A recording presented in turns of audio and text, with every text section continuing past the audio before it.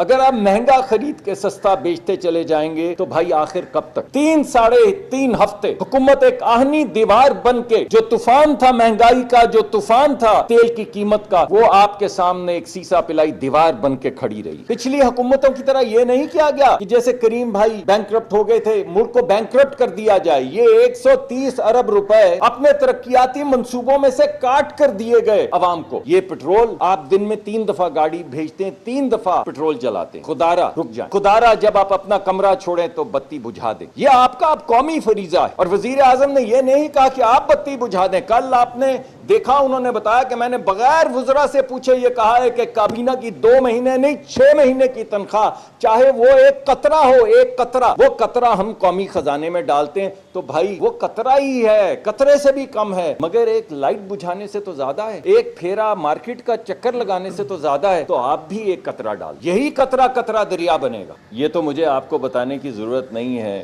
کہ ہم کن مشکلات سے گزر رہے ہیں۔ آج میں آپ کو صرف ایک کہانی سناؤں گا۔ فیصل آباد سے تقریباً 50 میل دور ایک چھوٹا گاؤں،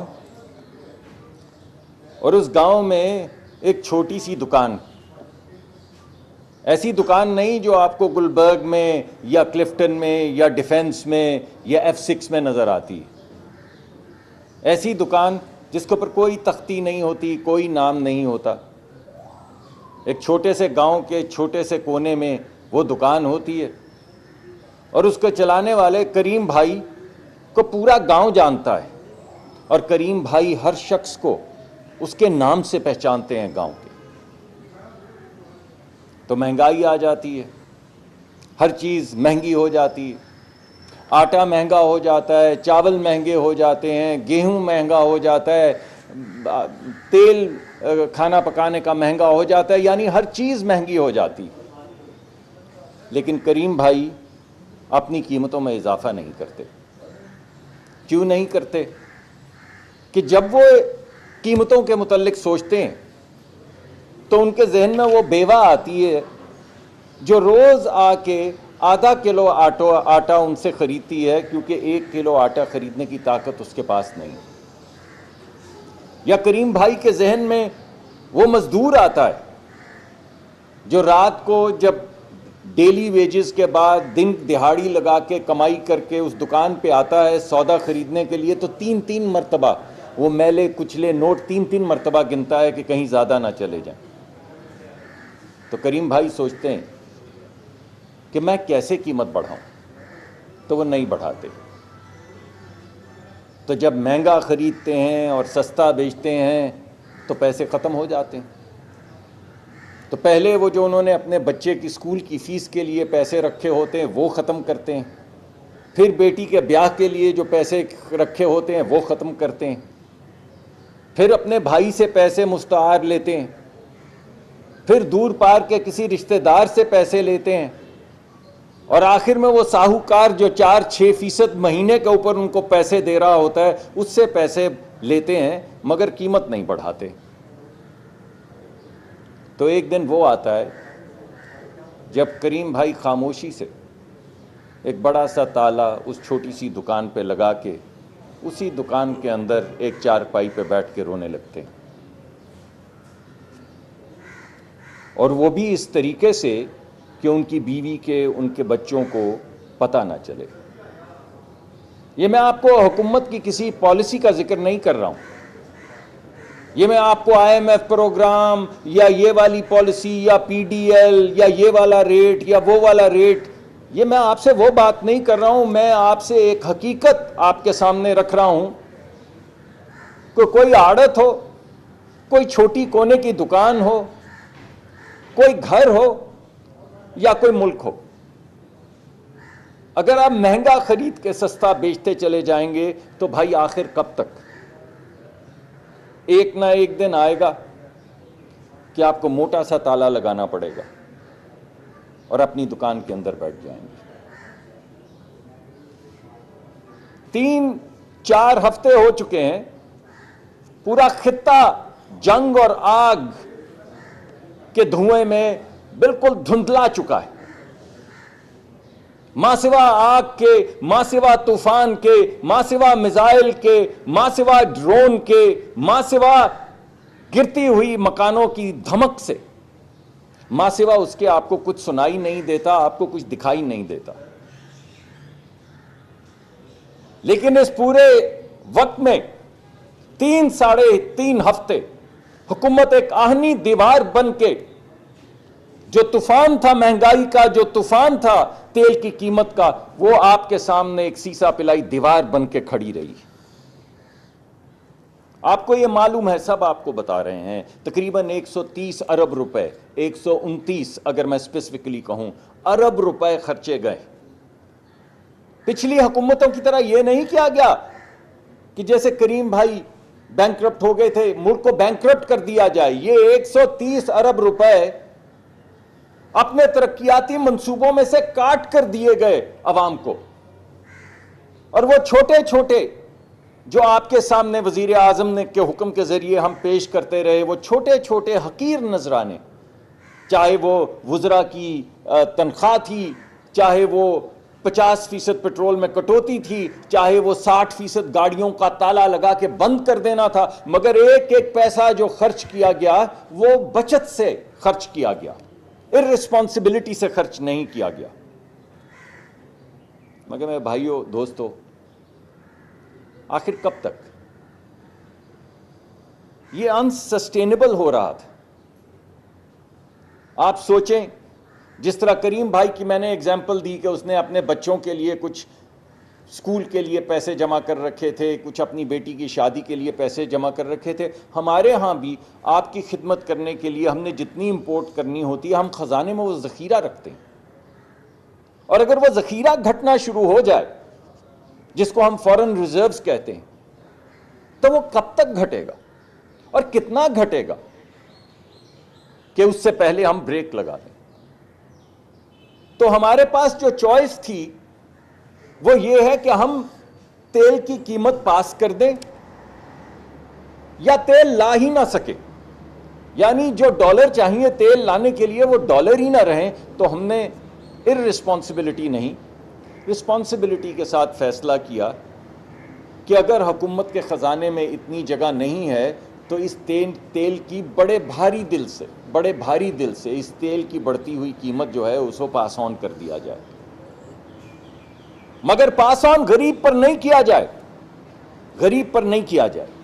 یہ وزیر اعظم کا فیصلہ ہے۔ وزیر اعظم نے کہا پرائس بڑھائیں، مگر صرف ان لوگوں پر، وہ بھی بھاری دل سے، جو صاحب حیثیت ہے۔ تو اس ملک میں غریب کو بچائیں۔ تو اس ملک میں غریب کون ہے بھائی؟ آپ صبح نکلتے ہیں تو کوئی امیر زادہ تو آپ کو بس میں سفر کرتا نہیں ملتا، تو بسوں کے کرائے جو ہیں وہ وفاقی حکومت میں بھی، پنجاب میں بھی اور دیگر صوبے بھی اس پہ کام کر رہے ہیں، وہ مفت کر دی گئی۔ اور غریب کون ہے؟ اور غریب ہمارا کسان ہے، وہ دہقان ہے جو گرمی میں، شدت میں آ رہی ہے گرمی، ابھی آپ کو نظر آ جائیں گے پر اس پسینے سے شرابور اپنے کسان جو سارا دن کھیتوں میں کام کرتے ہیں تاکہ آپ کی ٹیبل پہ اناج آ سکے شام کو۔ تو یہ فیصلہ کیا گیا کہ 1500 روپے پر ایکڑ غریب کسان کو دیے جائیں جس کے پاس 25 ایکڑ تک کی زمین ہے، امیر اپنا بوجھ خود اٹھائیں۔ تو غریب کو بچایا گیا۔ اور غریب کون؟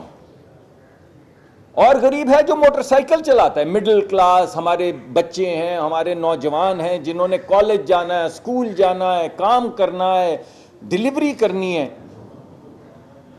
تو ان کو بچانے کے لیے یہ فیصلہ کیا گیا کہ 100 روپے 1 لیٹر کے پیچھے ان کو تحفظ دیا جائے، اور ہم نے باقاعدہ کیلکولیٹ کیا کہ اگر روز کا 1 لیٹر موٹر سائیکل میں ڈلتا ہو تو 22 لیٹر بنتے ہیں، تو وہ 20 لیٹر جو بنتے ہیں ان کے اوپر 100 روپے تک کی سبسڈی دے دی گئی، یعنی جو بھی مارکیٹ میں قیمت ہوگی وہ 100 روپے کم دیں گے۔ اور غریب کون؟ اور غریب وہ ہے جو بس پہ ٹریول کرتا ہے۔ آپ جائیں، لاری اڈے جائیں، میں اس وقت لاہور میں ہوں، لاہور کا لاری اڈا ہے، دیکھ کر بتائیں وہاں پہ کوئی کرولا، کوئی سیوک، کوئی بڑی گاڑی، کوئی مرسیڈیز کھڑی ہو؟ اور غریب لوگ ہیں یار. غریب وہ ہے جو لاری اڈے پہ بس لیتا ہے اور بس لے کے جاتا ہے یہاں سے ڈیرہ غازی خان تک، وہ ہے غریب. تو اس کے لیے 100 روپے ڈیزل، یعنی وہ تمام بسیں جو شہروں کے درمیان چلتی ہیں ان کو 100 روپے پر لیٹر کی سبسڈی دی جا رہی ہے، اور بسوں کو 1 لاکھ روپے کی سبسڈی دی جا رہی ہے ماہانہ. مگر اس ہدایت کے ساتھ، اور سخت ہدایت کے ساتھ، کہ آپ اگر 1 لاکھ روپے خزانے سے لیں گے تو اب آپ قیمتیں نہیں بڑھائیں گے. اسی طرح آپ جو روز کھانا کھاتے ہیں، یہ کیا ہے؟